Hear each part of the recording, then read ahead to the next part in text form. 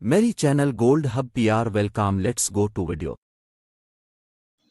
کلام شاہ حسین ربا میرے حال دا محرم تو اندرو تویں باہروں تویں رو رو وچ تویں تو تانا تو بانا سبھی کچھ میرا تویں کہ حسین فقیر نمانا میں نہیں سبھی تویں۔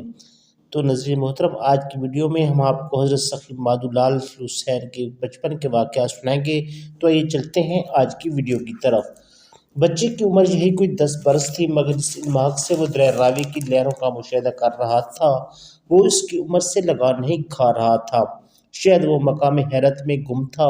راہ سلوک میں مقام حیرت وہ مقام ہے جہاں سالک اشیاء کی ظاہری شکل و صورت سے تحریک حاصل کر کے خالق کائنات کی جلالی و جمالی شان تک رسائی حاصل کرنے کے بعد اپنی حقیقی ذات پر نگاہ ڈالتا ہے تو زرے اور آفتاب کی نسبت کا احساس سے ہوش و خور سے بیگانہ کر دیتا ہے۔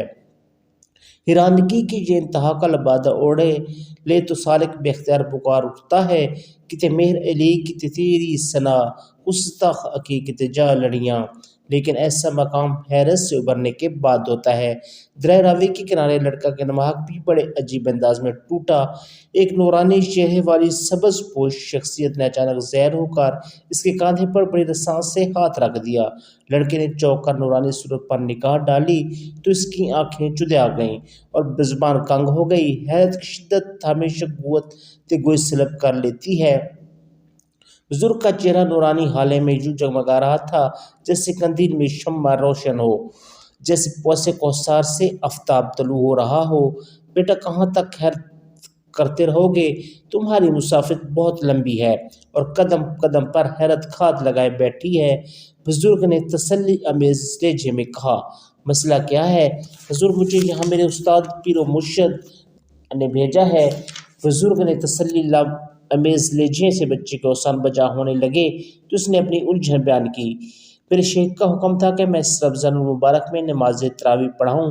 7 سپارے میں نے حفظ کر رکھے تھے جو گزشتہ رات تراویح میں سنا چکا ہوں۔ آج 8واں پارہ سنانا ہے۔ سمجھ میں نہیں آ رہا کیا ہوگا؟ بیٹا میں تمہارے شیخ کے مقام سے واقف ہوں، وہ تمہاری مشکل سے بھی۔ میں تو تمہارے اعتدال پر آنے کا انتظار کر رہا ہوں۔ بزرگ نے بڑے نرم لہجے میں کہا۔ مقام حیرت صرف جلوگی کا تماشا ہے جس میں دیر تا دیر محو رہنا شیوائے براداندگی نہیں۔ میں اس لیے کہہ رہا ہوں کہ تم زندگی کا بیشتر حصہ اسی کھیل تماشے میں مصروف رہو گے۔ مگر خیر جناب والا، آپ کون اور میری زندگی آپ سے کس طرح واقف ہیں؟ لڑکے نے ہمت کر کے پوچھا۔ میں خالق کائنات کی بحران ہوں، صراط مستقیم کی نشاندہی کرنے والا خضر ہوں۔ ہر نیک روح مجھ سے بخوبی ہے۔ خضر علیہ السلام کا تعارف پیش کیا تو لڑکا کفور شوق سے آپ کے قدموں میں گر گیا۔ خضر علیہ السلام نے ایک ہاتھ سے بچے کا سر اٹھایا اور چلو بھر پانی آپ کے خلق میں ڈال دیا۔ منہ میں ٹپکائے ہوئے پانی کے چند قطرے بچے کے خلق سے نیچے اترے تو کسی اور ہی عالم میں جا پہنچا۔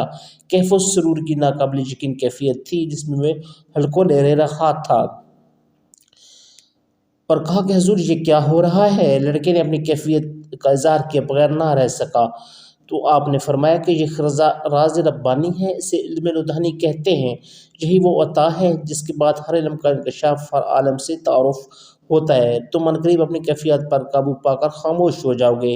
اپنے شیخ سے میرا سلام کہنا، مالک کائنات تمہاری تمام مشکلات کو اسار فرمائے۔ یہ کر خضر علیہ السلام غائب ہو گئے اور لڑکے نے اپنی حیرت پر قابو پا لیا۔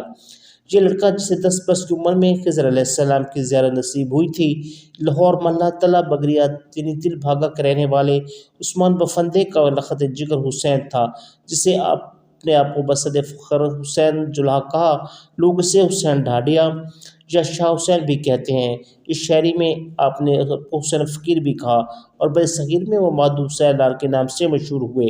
تو ناظرین محترم، یہ تھی ہماری آج کی ویڈیو۔ نیکسٹ اس ویڈیو کا حصہ لے کر بہت جلد حاضر ہوں گے۔ آخر میں ہمیشہ کی طرح گزارش ہے کہ ہماری ویڈیو کو لائک کیجیے، شیئر کیجیے، کمنٹ کیجیے اور چینل کو سبسکرائب کرنا نہ بھولیں تاکہ ہم اور آپ بار بار ملتے رہیں۔ اللہ آپ سب کا حامی و ناصر ہو۔